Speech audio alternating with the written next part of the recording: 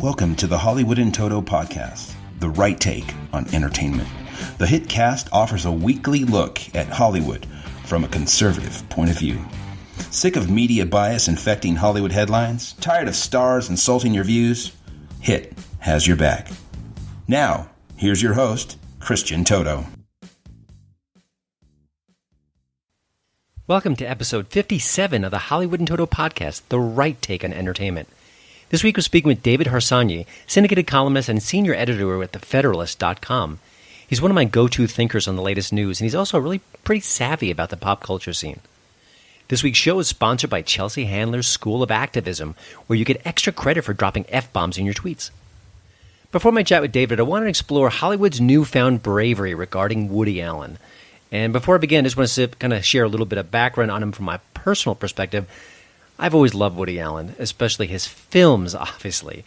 I grew up watching his comedies, laughed and laughed. My dad introduced me to Take the Money and Run years and years ago, and that kind of just set me off to the races. I've just enjoyed his films over the years, and yes, we've had clunkers, but boy, every few years he uncorks another excellent film, and it's been a joy to watch his career blossom. But of course, there's more to his career than his films. There's also his private life, and that's been disturbing to say the very least. It's hard to forget that story involving how he started to romance his girlfriend Mia Farrow's adopted daughter, and his excuse was the heart wants what it wants.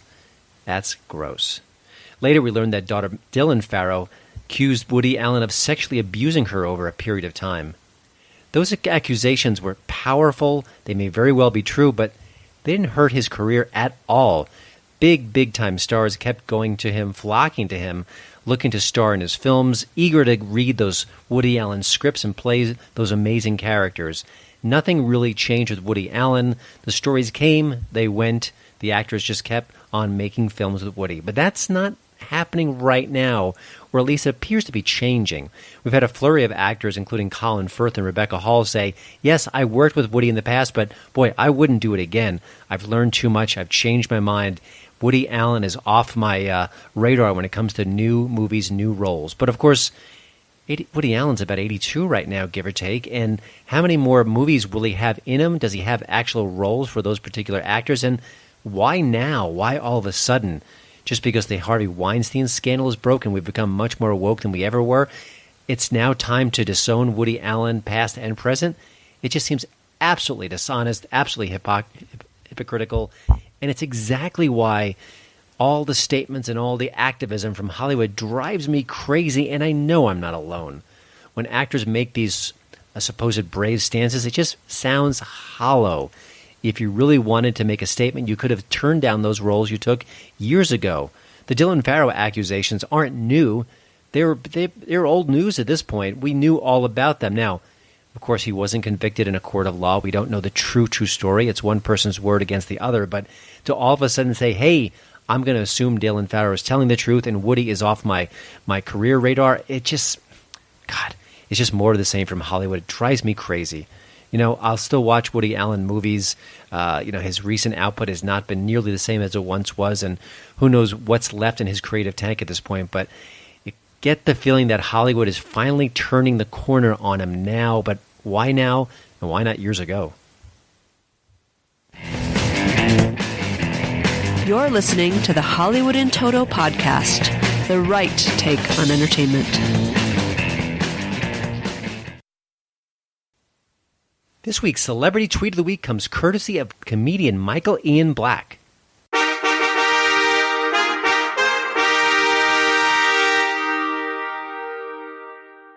Now, Michael is absolutely obsessed with Trump, and if you read his Twitter feed, it's a lot of what he talks about. But he's also equally obsessed with the NRA. He hates the organization, and that's pretty clear when you watch what some of the things he says on social media.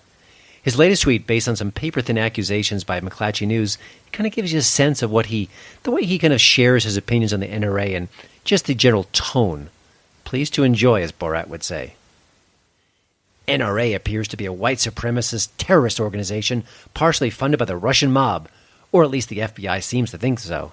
Anyway, Keep on keeping on, Michael, and we'll leave the real news to everyone else. Don't touch that dial. You're listening to my daddy's podcast. My hit tip of the week is pretty odd, even by my standards. I grew up loving the film Fright Night, the vampire movie with Chris Sarandon as a pretty creepy vampire next door. That said, I really found the recent remake with Colin Farrell to be a big yawn. Just why did they bother? Adds nothing new to the material, just another boring retread. But you know what? I forgot all about the fact that there was a sequel to the original Fright Night Part 2. And it just recently popped up on my Amazon Prime array of films. And I thought, hey, let me give it a tumble, as Dennis Miller is so often keen on saying. Well, you know what? It's a really nice surprise. Yes, we get an older Charlie Brewster. He's in college now. He's played again by William Ragsdale. And he's trying to put those vampire fighting days behind him. He's going to a therapist who is convincing him that, hey, none of that happened. You actually stumbled upon a serial killer. It was horrible, but there are no such things as vampires. It's time to move on with your life. And he's pretty much convinced as the movie opens. But of course, he runs into another vampire all the same. This one is Regine. She's a female vampire. And she really does add something new and interesting to the, I guess you could call it the Fright Night franchise.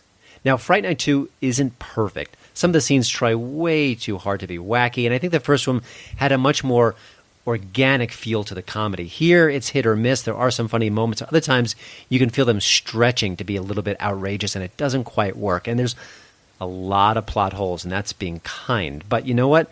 Roddy McDowall is back as Peter Vincent, vampire killer. There are some good laughs here, and some really creepy sequences. So, as a sequel that should have been discarded, it's not so bad. It's certainly worth your time. If you love the first film, I think there's enough to buy into here to make it worth your while. And while I don't expect any more Fright Night movies in the near future, I think if you're rediscovering this film, I think you're going to have a pleasant surprise. Now let's get to my chat with David Harsanyi. I first met David a few years ago when he was writing columns for the Denver Post. He's since moved away from Denver, and now he's a senior editor with the Federalist.com and a syndicated scribe to boot. He's got a great sense of proportion for the daily news, and that's really important because when he gets angry about a subject or a politician saying the wrong thing or doing the wrong thing, it matters. It really matters. And I think for a lot of columnists, outrage is just their stock in trade. David isn't like that. He's got a really good sense of what's really important and what maybe is sort of fluff that just kind of captures the news cycle and will be moving on in just a matter of hours. Whenever his byline pops up on my screen or even on my Twitter feed, I stop what I'm doing and I give it a read. Plus, he's wrapping up a new book called First Freedom, exploring gun history in the United States. Check that out. It's coming soon. Here's my conversation with David Harsanyi. Well, David, again, thank you for joining the show. And I thought we'd start with a little bit of a year in recap. I think I'm not the only person who is both right of center and a bit shocked at the last year under President Trump. Some nice surprises, some of the usual things we kind of expected along the way. But what's your take overall on President Trump's first year, maybe the good, the bad, and the ugly? A lot of all of those things, I think. I imagine, I think that in many ways I have been surprised on the policy front in a good way, on foreign policy, on getting a tax bill through, even though obviously disappointed that Obamacare wasn't repealed, though I was always skeptical that would be able to be accomplished anyway. Certainly I don't really blame Trump for that, despite all his promises, all the promises he made during the campaign to do that.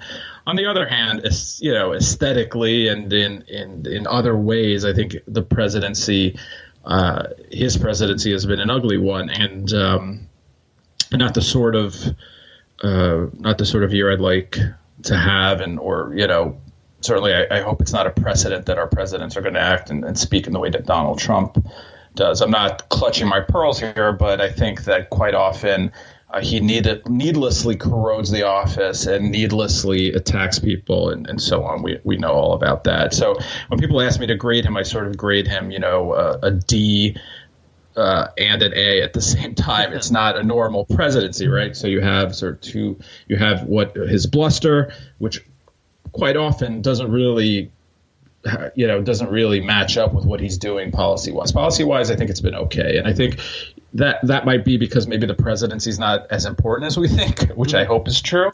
Or perhaps And I think it's fair to say a little bit because he is not as affected by things in the way that other politicians are, and he just moves forward on something, once he decides to do it. And why he does decide to do it, I don't know. Is anything surprising, maybe that kind of jumps out at you about the last year? I mean, for me, we knew exactly his persona. He lived up to it. And I think while the sort of the policy arena has been a surprise, did anything really kind of shock you or kind of take you aback as far as what happened the last year? Well, yeah, I mean, I think that what we've seen sort of the corrosion of media standards. I think I have long been a complainer about bias in media, but now I think we've seen something different. It's not just a sort of embedded bias. There has been everyone talks about how Trump fans are corrupted by the man, how they'll defend him no matter what he does. And as I've written quite often, I think that there's also a corruption happening on the other side of that, of people who hate him no matter what he does. And I think a lot of that has sort of manifested in media coverage, which has been terrible, quite often really destructive in the way that they've moved forward on stories that simply weren't true. And I think a lot of that is driven by a conspiracy theory about the Russians winning the election for Trump. Now, I'm not saying that it's completely implausible that someone in the Trump campaign didn't talk to someone in Russia and all the things, that Mueller's investigating. But the idea that the election itself had been, somehow manipulated to let Donald Trump win, I think is a conspiracy theory that's affected people in a way that I didn't think it would. I thought cooler heads would prevail after maybe a month or two, but that hadn't happened. Here's my $1 million question. I'm based here in Denver, and I'm kind of hunkered down a bit. I'm not on the East Coast. I'm not in D.C. I've got to think there must be some journalists who are watching everything unfold and thinking, my goodness, what are my colleagues doing? What are they doing to the profession that I love and I care about and that matters so much?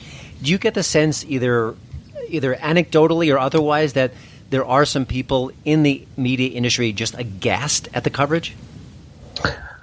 I don't know how I would describe their view of it, but I think that we saw a little bit of pushback with the Michael Wolff book, where there were, reporters openly saying this is basically, they were saying that there's enough of this is fiction that we shouldn't be treating the whole thing seriously. And I think that's important because there's no way that would have happened otherwise. But I bet you tons of journalists don't like what's going on. But I think political journalists are they've sort of backed themselves up against a wall simply because they've thrown in with this theory about Donald Trump, and it was something that they all believed, and now they're just working backwards to prove it. And it's very hard to sort of get out of that cycle. And I don't blame reporters only. I mean, you're talking about editors in newsrooms and assignment editors and things of that nature.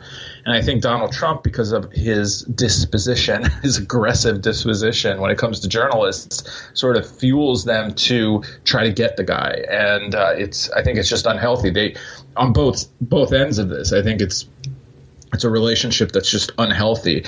I would rather have an antagonistic press, frankly, than one that we had for 8 years under Barack Obama. But I think it's gotten to a point where they've destroyed their own credibility with at least half the country, and that's just bad in a free nation because people are unsure where to go to get reliable information. You mentioned Fire and Fury and some of the criticisms against it. I thought the most pointed was from actually Meghan McCain from, of all places, The View. But, they still let that book kind of move the narrative over week to week. Is there any other lesson to be learned from that book? I mean, I'm not even talking about the contents, but, you talk about Trump, in a sense, potentially staining the presidency with his behavior and how boorish he can be. Is the Fire and Fury stain, is that going to be as difficult to wash away? For the media? Yeah.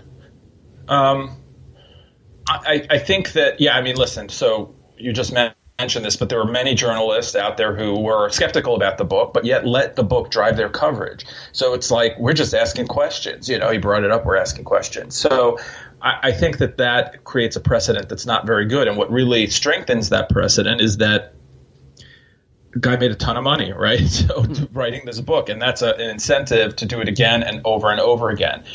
The problem there is these kind of books have always been around.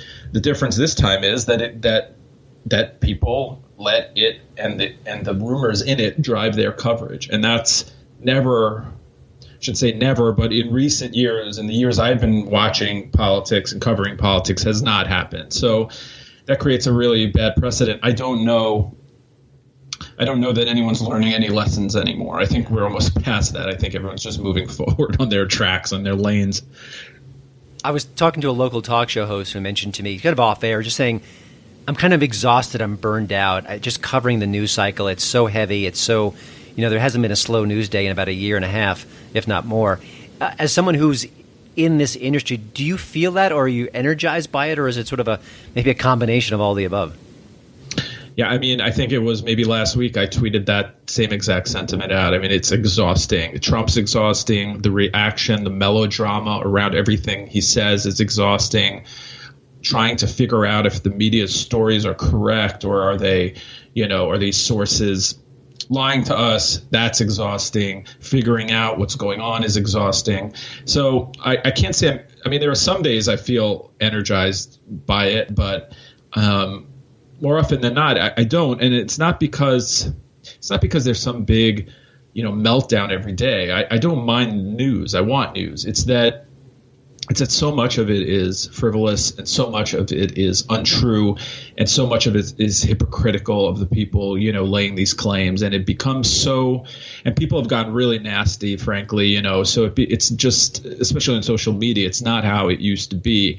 Sound like an old timer now or something, but I'm just saying it's not how it used to be. It's much, people have always been nasty, and to some extent, especially partisans can be that way.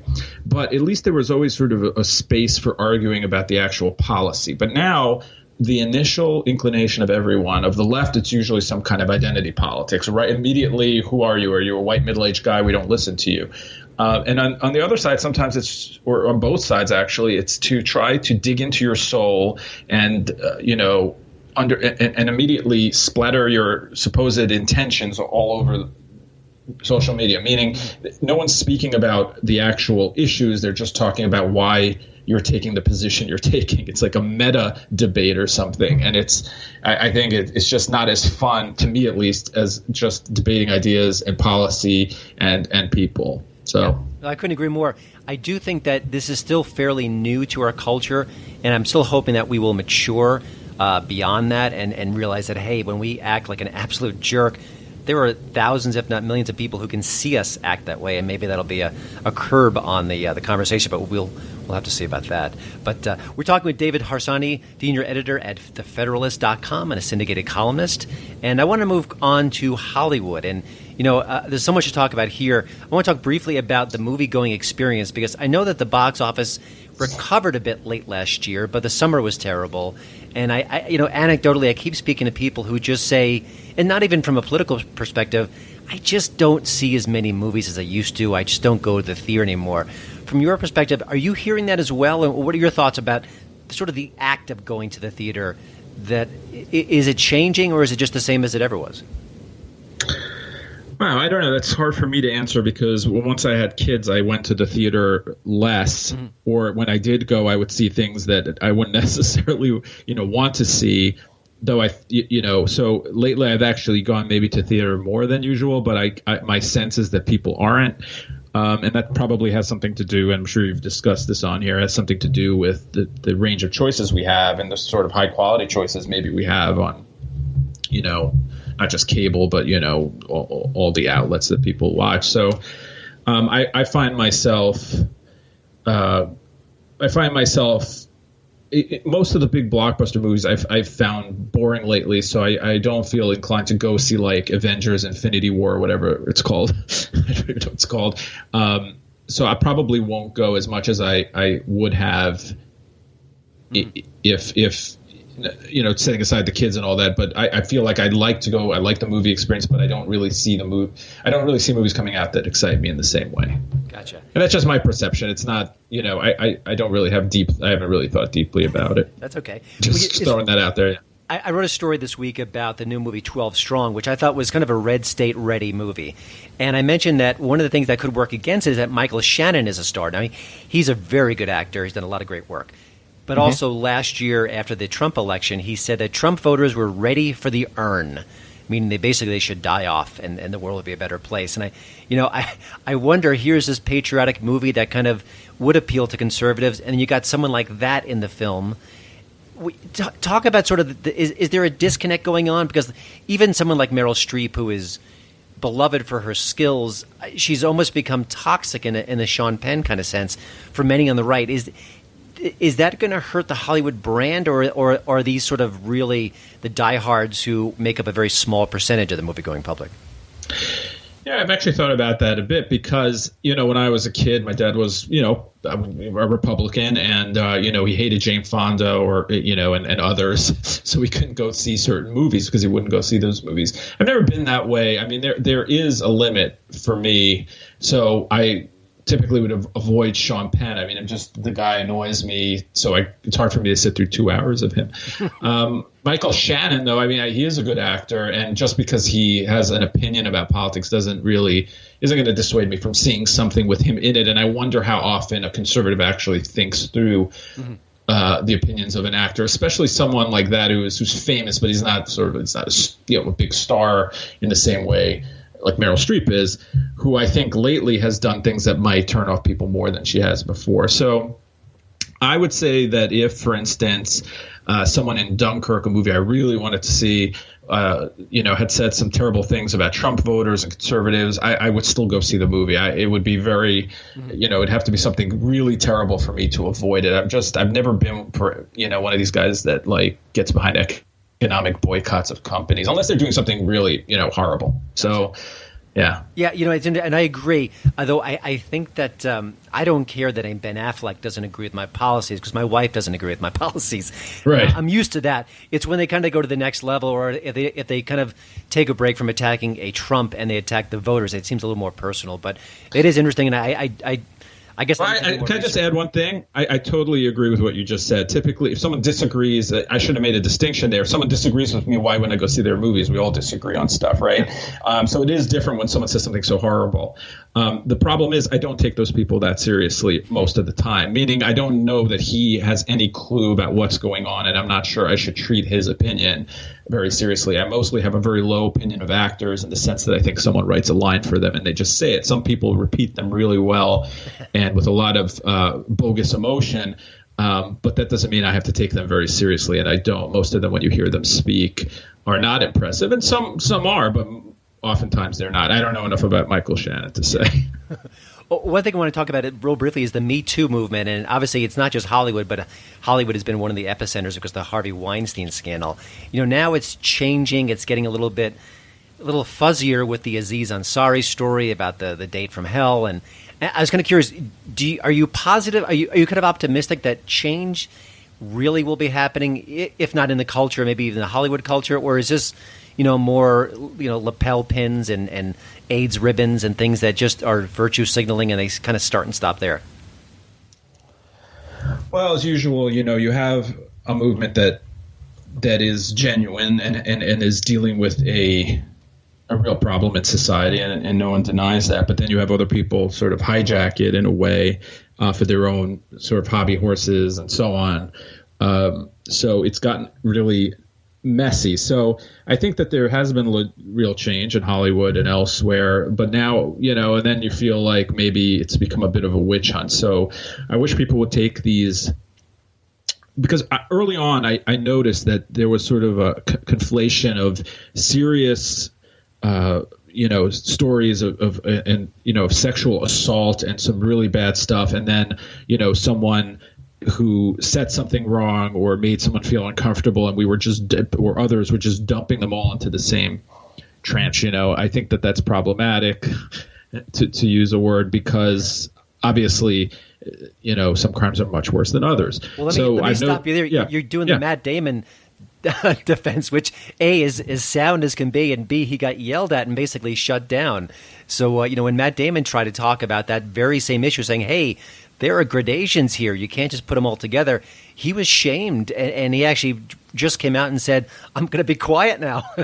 So I'm not disagreeing with you, David, but we're in this sort of weird space where even a very sensical kind of a comment can be can be not in line. So well, and that's a problem. People are scared to say anything, right? There's sort of an environment of fear, and the problem with this is that there's a legitimate case to be made that there are horrible people out there, and we should be going after them. But then people who say that they're I don't exactly know what Matt Damon said, but if obviously I agree that there are, these cases are very different and we should treat them, these movements are a problem because they treat all incidents equally, right? So I think that perhaps when you pressure someone on a date to do things you don't want, that they might not want to do, that's because you might be sleazy, or you might not know what's going on, or you might, or whatever. We should treat that very differently than we do a sexual assault or someone walking, pushing themselves on you physically. So I don't write about this very often. I have opinions because I have opinions on everything, but I think that due process does matter, and we can't simply. A lot of the early Kevin Spacey and so on, these early incidents that we learned about, the person who was in focus basically admitted that they had done the things that they were accused of, right? Yeah, and there were so many examples. It wasn't just like 2 accusations. It was like dozens. Right. So I have those people, most of those stories, all of those stories sound like sleazy or criminal or, just terrible to me.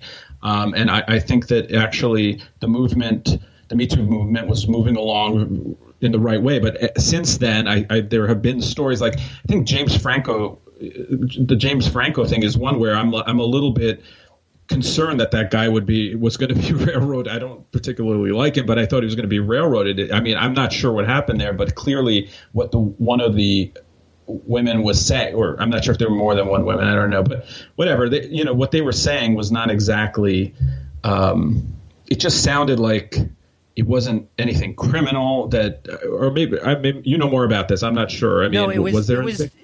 I know what you're saying, and I mostly agree. It was maybe less professional, but it certainly wasn't the full Harvey Weinstein. And again, that does matter. There are, there are gradations here, and until we have that conversation in full, then I think the movement will suffer for it, and I don't think we'll see the progress. But it is tough to talk about, and. I think sometimes things start with good intentions and they make change, and then all of a sudden they get twisted and torn, and that's one of the fallouts from social media. I think things, I think that we get reduced to those sound bites, and all of a sudden a good, thoughtful conversation is turned on its head. Well, and then you have people who take advantage, and men and women can take advantage of a situation and start, going after people who are innocent simply because they have problems with them, and to pretend that never happens, as some people do in the Me Too movement, is wrong as well, because we've seen it happen in the world. So I don't know what the percentages are or whatever, but it always worries me when you have sort of, and I don't want to call them a mob in a negative way, but a big, large group of people in a movement going after another group of people. So it shouldn't be that way. These cases should be judged on their merits, or, and hopefully that people start doing that. One last question, David. Looking at the culture as we head into 2018, I think a lot of people like Donald Trump because he spoke from the hip. He was politically incorrect. He didn't, he would fight back. He didn't sort of couch his words in little slogans and things. And I think there's still a sort of a section of his fans that are, still on board with that. And yet we see other things that, what's happening on college campuses, and you think about, I read stories from the Hollywood Reporter. They talk about how in the writer's room, people are afraid to say certain things or write certain things. Do you think that we're heading in a more sort of better direction as far as free speech in 2018, or do you think we're still stuck in this place where if you say the wrong thing, it's not going to work out well for you? No, I think free speech is headed in a very bad direction in many ways. First of all, you have these giant corporations that can, that control the flow of information quite often, that can manipulate what goes on because they don't like what someone is, whether someone is saying something or, politically incorrect or not. I don't think we're at a let's panic point in this trajectory, but it is a problem.